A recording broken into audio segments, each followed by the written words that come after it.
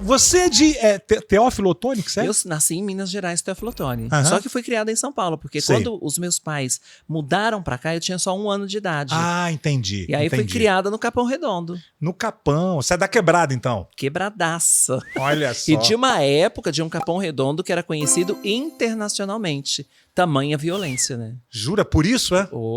A gente, pra mim, eu cresci vendo gente sendo assassinada, corpos na rua. Ai, que horror. Teve uma época que isso era tão banal pra gente que eu e meu irmão, a nossa brincadeira era: quantos corpos você pulou hoje? Nossa. Pra ver quem pulava mais. Quando a gente se pega banalizando, esse tipo de coisa é muito sério, né? Muito, mas a gente não tinha essa ideia, porque eu era criança. Sim. Então eu achava, eu não conhecia outra coisa, outra realidade. Então eu achava que o mundo inteiro era assim mesmo, né? Até que um dia, um desses corpos era do meu irmão. Ai, E aí foi onde eu senti na pele essa violência. que coisa triste. Triste, muito, sofremos muito ali. Eu imagino. Tanto que passou a ser, desde criança, o meu maior sonho era sair do Capão Redondo. Né? Algumas pessoas hoje em dia ficam até chateadas quando eu falo isso, mas eu estou fazendo um recorte de um passado de 50 anos atrás. E era assim mesmo, era muito violento mesmo. É a história, né? É a história. Você não pode negar a história. Não posso negar, e era exatamente isso. Nesse mesmo bairro, eu fui apedrejada por ser LGBT. É isso que eu ia te perguntar, muito preconceito, assim, né? Na época, sim. Muito preconceito. Bom, deve ter até hoje, né? Tem, claro. A gente dá um passo para frente e 2 para trás na luta. Imagino. É complicado. E eu saí desse bairro apedrejada, com a promessa de tirar os meus pais de lá, e consegui. 10 anos depois, 12 anos, porque eu saí com 18, com 30 anos eu consigo realizar esse sonho de comprar meu primeiro imóvel, que não foi para mim, foi para minha família. Né? Continuei morando de aluguel, mas cumprindo a minha promessa, que eu morria de medo dos meus pais morrerem, por exemplo, e eu não realizar o sonho, meu sonho, de tirá-los de lá e dar uma vida melhor, uma vida digna. Porque a gente era muito pobre, né? E quando eu conheci outra realidade, eu falei, não, eu tenho que ajudar os meus pais a terem uma vida digna, uma vida melhor. E aquilo passou uma obsessão para mim, passou a ser uma obsessão. Que bom, né? Quando a gente fica obsessivo, pode ser uma coisa muito positiva. Pode, sim. Claro. Com toda certeza. E pra mim foi. Porque enquanto eu não comprei uma casa para os meus pais, eu não sosseguei, eu não parei de trabalhar 1 minuto. E aí isso me viciou em outra coisa, né? Trabalho. Ah, que bom. Sou viciada em trabalho. Eu não me divirto, eu não saio, eu não faço nada. De vez em quando eu vou num karaokê. Então, quando as pessoas falam assim pra mim, o que você gosta de fazer? Trabalhar. E nas horas vagas, trabalhar um pouco mais. Meu nome Isso é muito trabalho. bom. Ah, eu gosto de trabalhar. E assim, outra coisa que eu aprendi também é monetizar. Tudo que eu faço tem que dar algum lucro. Se não der lucro, pra mim, não tá valendo. Tá certíssimo. A gente vive do nosso trabalho. Tem outro jeito, né? Claro, adoro internet, aprendi a monetizar. Aham. O meu canal do TikTok, por exemplo, me dá uma bela de uma grana que eu poderia não trabalhar mais. Olha só, É. eu tô no TikTok agora, eu tô começando a tomar vergonha na cara e tô postando 4 vezes por dia. Antes tarde que mais tarde. Agora eu vou te falar. Você tem que inventar o que falar, viu? E eu fico 4 horas em 4 live vezes por dia. e falando sozinha, né? Porque a impressão é que você tá falando sozinha. E eu tenho um assunto, viu? Eu faço live também, eu gosto de interagir com o pessoal. Eu respondo cada Eu também. pergunta. Eu também. Às vezes eu pulo um ou outro, porque às vezes tem 2.000 pessoas na live. Sim. E aí é muito comentário. Eu não dou conta. Não. Mas eu não. tento responder tudo. E é legal por quê? Porque eu sou uma pessoa meio sem papas na língua. Né? A minha maior qualidade... Eu sou assim também. A minha maior qualidade é também meu maior defeito. A minha língua. Você sabe que minha mãe, o meu pai era um cara conservadorzão, assim, família nordestina, brasileira, mas era artista e tal, então... Mas minha mãe era completamente louca, né? Minha mãe, ela era uma pessoa muito aberta. E então eu herdei isso dela. Mesma coisa, quando eu faço live também, eu falo umas coisas assim bizarras, assim. Eu falo umas coisas bizarras que as pessoas também. não esperam E de se mim. for depois da 1 da manhã, então... Pessoal, depois da 1 da manhã, o pessoal pergunta assim, porque assim, as pessoas têm uma tendência muito grande, às vezes até por inocência, a sexualizar os corpos trans. Sim. Me fazem perguntas que não fariam para uma mulher, aqui entre aspas, 1000 aspas, normal. Uma mulher normal não ouviria o tipo de coisa que eu ouço. Por que que tudo que me perguntam tá relacionado a sexo? É verdade. Ah, você já operou? Já notei isso. Como que você transa? Como é que vocês fazem? Sabe? Então, assim, poxa, para de sexualizar os nossos corpos. Nós somos muito mais coisas do que isso. Então, quando eu tô bem, ok. Mas quando eu tô irritada... Ah, imagino. Quando vem aqueles Porque é cara, irritante. e aí vem os haters também, né? E aí, já cortou o bilau? Eu falo, cortei e enfiei no teu cu. Então eu dou essas respostas atravessadas também. Não dá, tem hora que não dá. Cara, sou filha de Deus também, sou super educada. Não, você é uma pessoa. Mas, humana. Porra!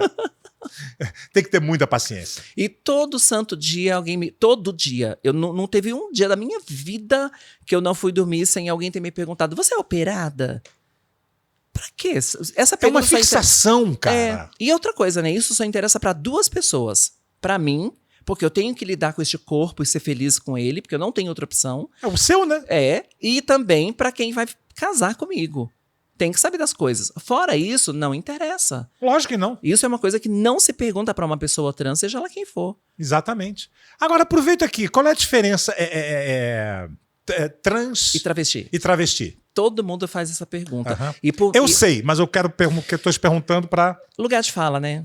É legal você perguntar isso, porque muita gente faz essa confusão. Eu ministro uma palestra que chama Além do Arco-Íris, que vai virar um livro junho para explicar. É um letramento mesmo, é para explicar quem é quem nessa sigla que só cresce e por que cresce. Tem uma explicação quase científica para isso, que as pessoas acabam na minha palestra entendendo. E eu tento explicar para as pessoas por que a palavra travesti ainda está aí e quem são essas mulheres trans. Não há diferença. Travesti e mulher trans é a mesmíssima coisa. Só muda o nome. E por que tem, então, dois nomes? Por que algumas dizem eu sou travesti e uma mulher como eu afirma que é mulher trans? É um levante político a palavra travesti, de resistência. Porque antigamente, se você falasse assim, eu sou travesti, você ia presa. Sim. Era sinônimo de marginalidade.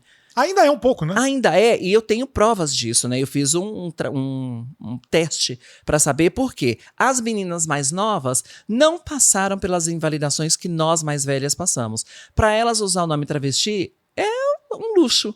Pra gente não, pra gente é um peso, porque nós viemos de um processo de construção e desconstrução que nos machucou muito. Muitas de nós fomos mortas, fomos presas, fomos surradas, só porque usávamos a palavra travesti.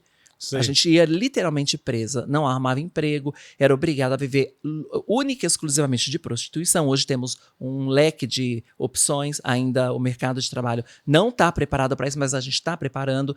Mas essas meninas mais novas não sabem o que foi. Porque foi um período das trevas pra gente. Elas não viveram isso. Elas não têm peso nenhum em falar eu sou travesti. E por das que trevas elas... e das travas, né? Hoje nós vivemos a era das travas. Mas antigamente era a era das trevas. Imagino. Agora, você imagina que para uma menina de 25, 26 anos, como essas mais novas que usam o nome travesti, elas não sabem o que foi isso. Elas não sentem um gelo na barriga quando elas falam sou travesti. Eu sinto. Quando eu, às vezes, para ajudar nesse movimento de desconstrução desse rótulo tão ruim, quando eu uso a palavra eu sou travesti, parece que eu estou cometendo um crime. Te remete a uma... Me dá um frio na barriga. Imagino. Quando eu falo assim, eu sou travesti, eu fico esperando um momento em que alguém vai me dar um soco, em que alguém vai me bater, em que alguém vai me agredir ou vai me prender. E isso não acontece mais. Mas eu ainda sou traumatizada com esse nome. E aí, no Dia das Mães que passou, de 2024, eu fiz um teste. Eu escrevi travesti na minha testa, e minha mãe, que é bem parceira minha, mãe de travesti. Olha que lindo. E postei, coisa mais linda. Nossa, eu fui atacadíssima. Imagino. Por causa disso. Então isso prova de que a palavra travesti ainda é pejorativa. Totalmente. Mas não há diferença, tá? Porque antigamente tinha um mito de que as operadas eram trans. A imagem que eu tinha era essa. Não é. Sabe por que não é? Eu sou um grande exemplo disso. Eu sou atestada psiquiatricamente como mulher pelo Dr. Daniel Mori do Hospital das Clínicas. E eu fiz toda a terapia psicológica, psiquiátrica, hormonal. Eu fiz tudo e recebi um atestado para operar, para fazer a minha redesignação sexual.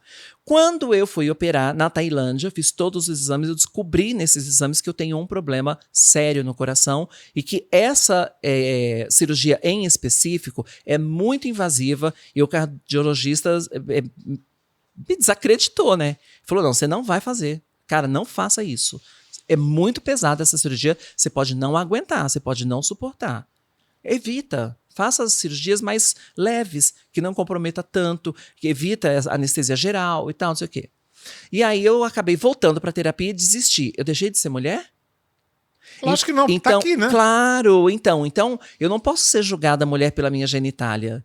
Eu sou mulher na minha identidade. E muito menos esse papo de escolha, né? Isso aí é Não, absurdo. mas quem em sã consciência escolheria sofrer preconceito